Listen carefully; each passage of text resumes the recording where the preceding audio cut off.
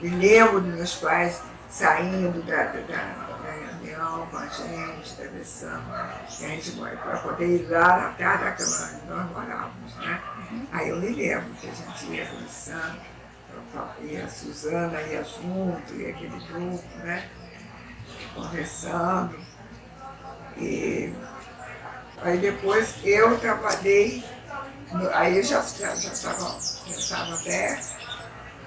até casada. Trabalhei lá, estava todo Jesus na evangelização.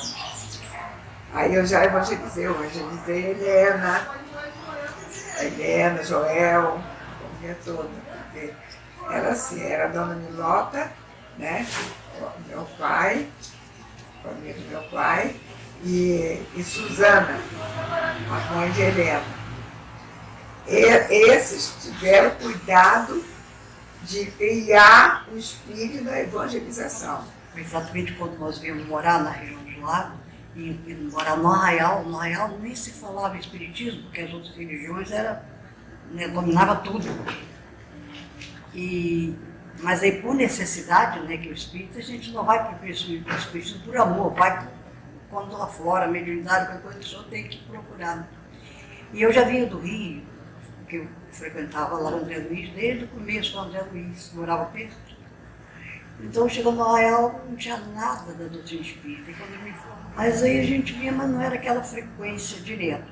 Mais tarde foi que eu tive uma frequência direto mesmo, porque por causa do trabalho mediúnico, por causa da Dona Emília. Então, o que eu tenho do trabalho no Jesus são dois apóstolos da doutrina espírita, seu César e Dona Emília. Foram bravos trabalhadores mesmo, abnegados samaritanos, aqueles dois. Então, eles nos receberam com tanto carinho, com tanto amor, que, né, ficamos. E lá no Eu vinha sempre com ela, né? Naquela época, o transporte era difícil, era salideiro, mas era difícil. Então, eu acompanhava, fazia companhia a ela, entendeu? Até que um trabalhador de Jesus, justamente como ela falou, que é a Dona Emília, o senhor César, né? Nossa. E muito mais outros também, né? Que eu lembro também da Dona Mercedes, que era uma excelente médica, né? Excelente. E depois o Mário, Mário Mário Gago, uma coisa assim, né? E a opção deles, realmente, frequentava aqui. E nós também começamos a frequentar mais a assiduidade, né? Eu lembro, o que eu lembro, eu era muito criança, que mamãe me trazia nas reuniões, e as reuniões à noite eu estudava de manhã, então assim, eu cochilava, aquela luzinha verde, eu cochilava, e Dona Emília tocava aquele sino, levava aquele som. Era uma coisa assim, eu nunca esqueci, mas não por nada, porque aquilo realmente era uma reunião de adulto, porque tinha uma criança, né? Mas assim, eu me sentia sempre bem, eu nunca tive, né, problema nenhum, eu vinha feliz. A minha história de vida se confunde com trabalhadores, porque quando eu nasci, eu aqui dentro da barriga da minha mãe, ela já era trabalhadora da casa. Então, eu tenho 74 anos trabalhador de Jesus.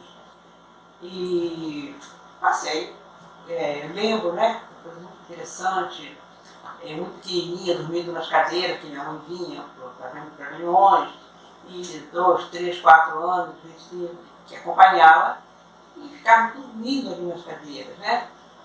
Até as reuniões terminarem. Olha, eu não desassocio a minha vida aos trabalhadores de Jesus. Não tem, muito provavelmente, minha ligação já começou na espiritualidade mesmo, porque eu já vim direto para cá, né? Então, acho que a necessidade é imensa mesmo de estar aqui.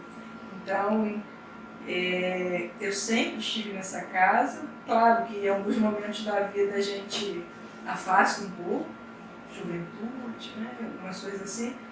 Mas eu nasci nessa casa, meu pai já era membro dessa casa, então fui evangelizada nessa casa, evangelizei nessa casa, sou trabalhadora. A minha relação com os trabalhadores começou na infância. Eu devia ter uns 8 anos, assim, mais ou menos pelo que eu lembro, uns 8 anos. E como que começou? Em casa, eu costumava ter visões, via pessoas dentro de casa, e o meu pai e minha mãe não tinham nenhuma religião, então eles ficaram completamente perdidos, né, com essa situação. Eu via gente dentro de casa, falava, e eles não sabiam o que fazer. Até que um conhecido, então, meu pai, disse que frequentava a casa e convidou meu pai para vir me trazer. E o meu pai me trouxe na época, na evangelização que já existia, não era a evangelização como é feita hoje. Eu lembro que na época todas as crianças ficavam juntas numa única sala, mas foi ali que começou o meu contato com a Casa Espírita Trabalhadores de Jesus. Eu era católica, eu não era espírita. Eu ia no centro espírita, eu tinha umas meninas, umas mocinhas, que eram minhas amigas, e elas eram espíritas. Me chamava para ir com ela na casa da tia, que a minha mãe não deixava eu ir no centro espírita. Eu era católica. A minha mãe não queria que eu fosse no centro espírita. Mas as moças, as minhas vizinhas, eram espíritas, elas me chamavam, vamos na casa da minha tia. Aí eu chegava lá e pedia a minha mãe, deixa a Sirene ir comigo na casa da minha tia. A minha mãe dizia assim, vai. Eu ia para a casa da tia com ela, não era a casa da tia, era o centro espírita que eu ia, minha mãe não podia saber. Eu tinha meus 14 anos, por aí, eu ia para o centro espírita. Eu frequentava lá na rua Jonas Garcia, onde tinha um prédio, não tinha casa própria, o centro espírita era lá. Aqui nessa casa tem uma fotografia da mocidade, lá na rua Jonas Garcia. No centro lá tinha uma mocidade. Tinha a dirigente da mocidade, tinha uma porção de moça, eu conhecia aquelas moças todas de lá. Porque, quer dizer, primeiro que eu tinha o prazer de estar transmitindo para os meus alunos aquilo que eu recebi. Eu recebi da união que se tinha do trabalhador de Jesus, com amor e caridade, e com o grupo lá do Arraial. Como eu falei, essas memórias todas da minha infância, a gente se apresentando aqui no palquinho, dos almoços, né? Como eu falei, eram memórias que criança gostava, reunia todo mundo, aquilo era muito bom. Uma memória muito marcante para mim é a evangelização.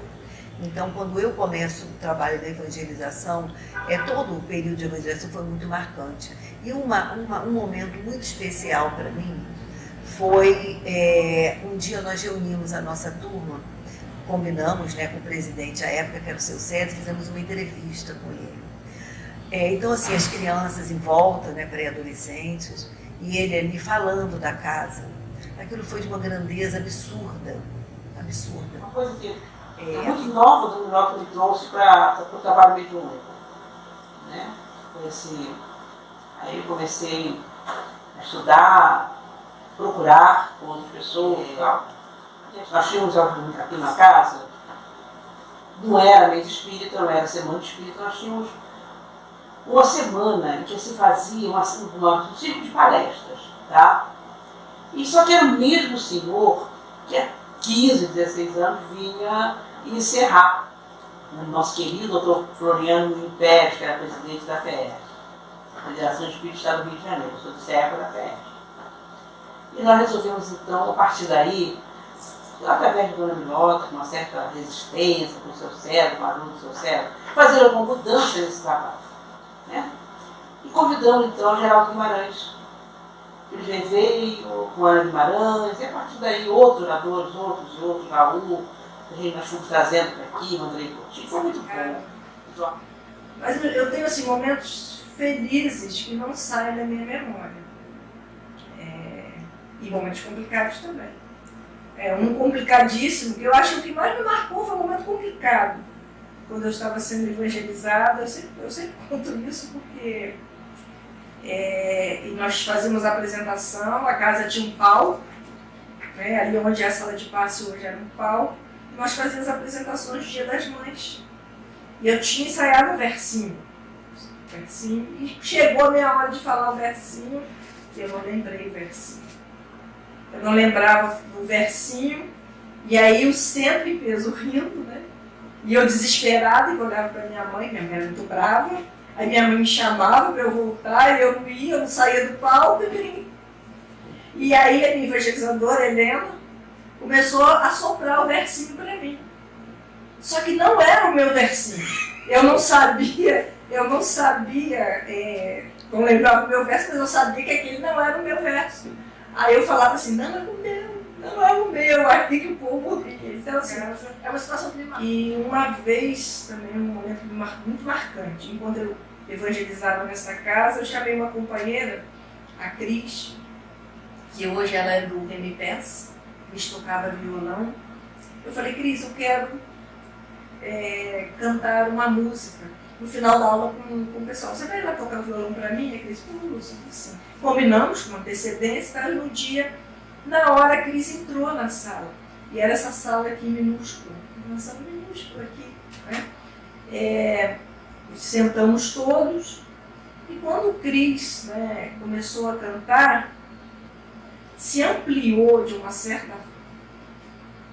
uma grandeza tão grande, que parecia que era um coral, aquele som, que aí eu não tive coragem de abrir os olhos para ver, porque eu assim, já estou recebendo a música, a imagem, né? Claro que a gente não vê com os olhos, mas é esse afã nosso. Então esse momento, né, que eu acho que foi o start também da minha mediunidade, foi muito significativo para mim também. Que legal. Muito legal. Então, vários momentos, né? Porque eu estou aqui há muito tempo, o trabalho como jovem sempre teve um significado muito grande para mim, né? Mas um que mais me tocou foi quando eu vim assistir uma palestra no domingo do César Soares dos Reis. Os meus pais já eram falecidos e eu lembro que durante a palestra eu senti uma emoção muito grande de chorar. Ele falava e eu chorava a palestra quase toda. E no final da palestra, ele chamou Helena, porque ele não me conhecia, né? Ele chamou a Helena e comentou que viu um casal que estava do lado de uma moça, essa moça era eu, e o casal era o meu pai, seu Mário Gago, e a senhora, né, era a minha mãe Rosa Gago. Então, apesar de eu não ver, né, aquela emoção que eu sentia, na verdade, era a presença dos meus pais, um de um lado, outro de outro. E lá tinha a mocidade. E eu participava da mocidade lá com elas. Tinha teatro, eu trabalhava no teatro, tinha o vestido branco e a faixa verde. Era fé, esperança e caridade. Eu era a caridade, tinha uma colega minha que era fé e a outra era esperança. Primeiro foi o conhecimento, né, evangélico, e depois o próprio amor que existia entre o trabalhador de Jesus e o amor e caridade. E lá também, porque isso ajudou muito no crescimento, na divulgação da doutrina espírita. Trabalho de Jesus. Trabalho no bem. Esse é o maior aprendizado para você. Trabalho no bem é básico para tudo. Para qualquer coisa em nossa vida, nós temos que trabalhar no bem. Onde quer que estejamos. Isso aí a doutrina passa isso para a gente de maneira muito forte, muito firme, né? E nós temos que ter isso dentro da gente. Né? O nosso dia a dia, a caridade é a base, né? É o amor e ação. E trabalhando no bem, nós estamos exercendo essa caridade e doando o nosso amor. Olha, o trabalhador de Jesus, para mim, é até difícil falar, né? Mas ele é minha vida. Eu não vejo a minha vida sem o trabalhador de Jesus. Então, qual a importância, né? Qual a importância? É tudo para mim, é fundamental. Eu preciso disso aqui, como nós falávamos na palestra um pouco, né? Não é o trabalhador de Jesus que precisa de mim. Eu preciso daqui para estar em equilíbrio, em harmonia. Então, essa é a importância que o trabalhador de Jesus traz para mim. Meu equilíbrio. A importância é total, né? Porque eu digo que a doutrina espírita é tudo na minha vida, né? Primeiro porque me ajudou a entender até mesmo os sintomas da infância, né? Aquelas visões, que a partir do momento que eu comecei a frequentar a evangelização, essas visões diminuíram e nunca mais eu vi nada, né? Não sou médium vidente. Foi uma coisa comum, né, que acontece às vezes na infância, mas que acontecia e assustava, né? Assustou muito meu pai, tanto é que meu pai não tinha crença nenhuma e se tornou espírita, fervoroso, grande trabalhador da casa. Então, quer dizer, foi um acontecimento que, na verdade, ajudou toda a família, né? Tanto meu pai quanto a minha mãe vieram, se tornaram espíritas, né? Participaram ativamente dessa casa. Então, tem toda a importância porque mudou a minha vida, né? Não sei nem dizer o que teria sido acontecido se eu não tivesse vindo até a casa espírita. Então, na minha vida, meus caminhos foram abertos. Né? Meus caminhos foram abertos. Cada serviço que eu fazia aqui, de limpeza, daqui do centro espírita, aí já era aqui, tá vendo?